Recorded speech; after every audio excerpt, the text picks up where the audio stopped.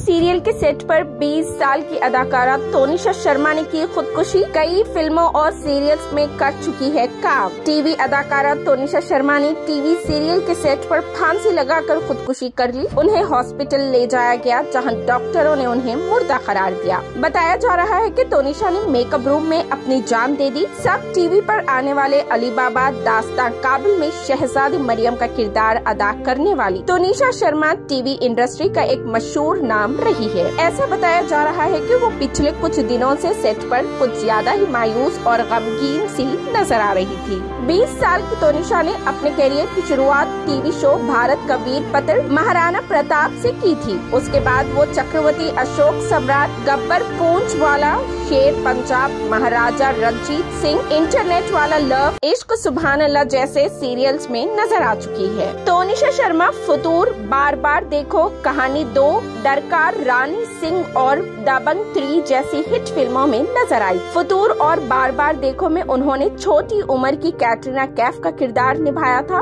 और कहानी 2, दुर्गा रानी सिंह में वो विद्या बालन की बेटी के किरदार में नजर आई थी। उसके साथ ही सलमान खान और सोनाक्षी सिन्हा स्टार फिल्म दबंग 3 में कैमियो रोल निभाया था। तोनिशा ने 5 घंटे पहले ही अपने इंस्टाग्राम अकाउंट पर अपनी तस्वीर शेयर की थी, जिसमें उन्होंने लिखा था कि जो अपने जुनून से हौसला अफजा होते हैं, रुकते नहीं हैं। तोनिशा शर्मा मीडिया पर काफी सरगर्म रहती थी। इंस्टाग्राम पर उनके 10 लाख से ज्यादा फॉलोअर्स थे। अपने अकाउंट पर वो अपनी खूबसूरत तस्वीर शेयर करती रहती थी।